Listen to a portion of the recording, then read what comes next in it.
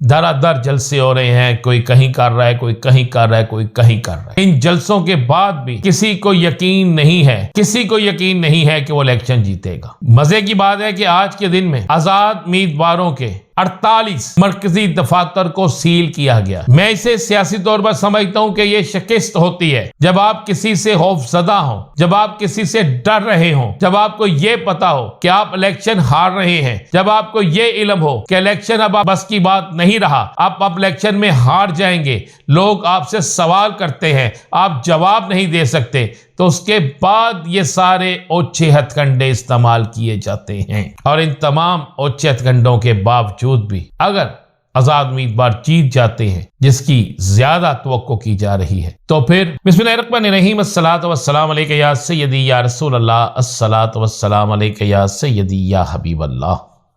तमाम सुनने वालों को अस्सलाम वालेकुम, मैं हूं राना अज़ीम। आज एक और फैसला आ गया और उस फैसले में इमरान खान यानी तहरीक इंसाफ के सरबराह को एक और मुकदमे में सजा दे दी गई। इद्दत केस में 7 साल कैद दी गई बुशरा बीबी और सरबराह तहरीक इंसाफ को, और साथ कह दिया गया कि आज के बाद आपका ज़वाजी रिश्ता यानी आप दोनों मियाँ बीवी नहीं हैं।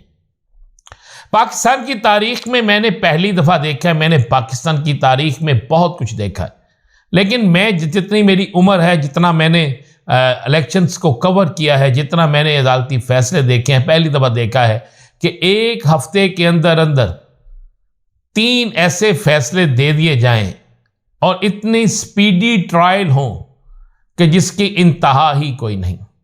चलें, आज से अडियाला जेल के अंदर समाअत का एक बड़ा सिलसिला 8 फरवरी तक तो ख़त्म हो गया। यानी वो जो एक 6-7 घंटे 8-8 घंटे की समाअत का एक सिलसिला होता था कि चले किसी तरीके से ख़त्म हो गया, सज़ा हो गई, मुसलसल 3 केसेस में सज़ा हो गई। पहला इलेक्शन है कि पहले इंतहाबी निशान, उसके बाद दफातर बंद, फिर इंट्रा पार्टी इलेक्शन खत्म, सजा दे दी गई। इन तमाम चीजों के बाद भी अगर इलेक्शन में तहरीक इंसाफ के हमायत याफ्ता उम्मीदवार जीत जाते हैं, जिन्हें आजाद उम्मीदवार कहा जा रहा है, और तमाम तज्जियाकारों के मुताबिक, तमाम हज़मीनी हकाइक के मुताबिक, तमाम लोगों के मुताबिक कोई एक ऐसा अदारा नहीं है जिसकी ये रिपोर्ट ना हो।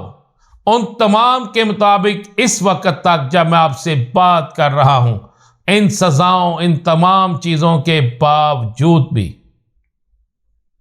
आजाद उम्मीदवार जीतते हुए नजर आ रहे हैं। KPK और पंजाब के अंदर तो बिल्कुल वाज़ेह है, और सिंध में जिस तरह कराची के अंदर 3 तलवार पर तहरीक इंसाफ के कारकुनों ने अपना एक बड़ा मजमा लगाकर, एक बड़ी रैली निकालकर, पुलिस तशद्दुद हर चीज के बावजूद भी यह साबित कर दिया कि हम भी हैं और हम अभी कहीं गए नहीं, हम अपना वोट कास्ट करेंगे, तो इसके बाद तो बड़ी क्लियर और वाज़ेह सूरत हाल हो जाती है कि अब बाकी कुछ बचा नहीं, अब सब कुछ क्लियर है।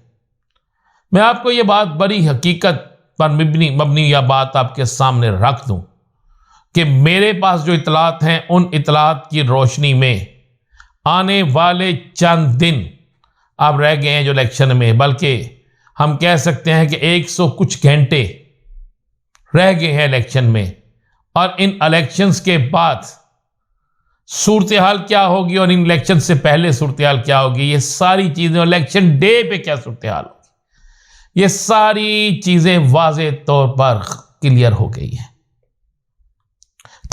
है, बिल्कुल वाज़ेह तौर पर। अब सिर्फ मुकाबला है, क्लियर और साफ मुकाबला है, वाज़ेह क्लियर मुकाबला है 3 बड़ी सियासी जमातों में, एक के सियासी जमात के आज़ाद उम्मीदवार हैं, दो के ऐसे अपने अपने उम्मीदवार हैं। सब कुछ चल रहा है, दरादर जलसे हो रहे हैं, कोई कहीं कर रहा है, कोई कहीं कर रहा है, कोई कहीं कर रहा है। इन जलसों के बाद भी किसी को यकीन नहीं है, किसी को यकीन नहीं है कि वो इलेक्शन जीतेगा। मजे की बात है कि आज के दिन में आज़ाद उम्मीदवारों के 48 मरकजी दफातर को सील किया गया है। मैं इसे सियासी तौर पर समझता हूं कि यह शिकस्त होती है जब आप किसी से खौफजदा हो, जब आप किसी से डर रहे हो, जब आपको यह पता हो कि आप इलेक्शन हार रहे हैं, जब आपको यह इल्म हो कि इलेक्शन अब आपके बस की बात नहीं रहा, आप इलेक्शन में हार जाएंगे, लोग आपसे सवाल करते हैं, आप जवाब नहीं दे सकते, तो उसके बाद ये सारे ओछे हथकंडे इस्तेमाल किए जाते हैं। और इन तमाम ओछे हथकंडों के बावजूद भी अगर आज़ाद उम्मीदवार जीत जाते हैं, जिसकी ज्यादा तवक्को की जा रही है, तो फिर किन किन सियासी कुव्वतों की खार होगी और किन की जीत होगी, ये सारा कुछ 8 तारीख की रात को नजर आना शुरू हो जाएगा। बस ये है कि एक पैगाम जरूर है कि वोट भी डालें, लेकिन इस सियासत को जाती अना तक मत लेकर जाएं। अपने रिश्तों को इस सियासत की नजर मत होने दें। दूसरी तरफ आज फिर बिलावल भुट्टो जरदारी जो हैं, उन्होंने खुलकर तीर बरसाने शुरू कर दिए हैं। उन्होंने खुलकर यह कहना शुरू कर दिया है कि मैं किसी सूरत चौथी दफा वजीर आजम नहीं बनने दूंगा। नवाज शरीफ के हवाले से खुलकर आज फिर उन्होंने कहना शुरू कर दिया है। मेरे पास तो इतला है कि मियां साहब तो वजीर आजम बन ही नहीं रहे। मियां साहब को तो जवाब मिल चुका है। अब बिलावल भुट्टो जरदारी की सारी तवानाई, सारे के सारे मामलात, सारी की सारी तवज्जो जो है खुलकर नून लीग के खिलाफ है। हाँ, बीच में वो पीटीआई के खिलाफ भी तकारीर कर जाते हैं, लेकिन ज्यादा टारगेट उनका जो आजकल बना हुआ है वो बड़े मियां साहब है। और आजकल मुस्लिम लीग नून का भी ज्यादा टारगेट जो है वो तहरीक इंसाफ के साथ साथ बिलावल भुट्टो जरदारी साहब बने हुए हैं। जबकि तीसरी तरफ कराची के अंदर इलेक्शन से पहले एक ऐसा माहौल बन चुका है कि जिससे ऐसे लगता है कि इलेक्शन नहीं बल्कि वहां पर कोई एक बड़ा दंगल होने जा रहा है। इलेक्शन नहीं, जैसे वहां पर कुछ और होने जा रहा है।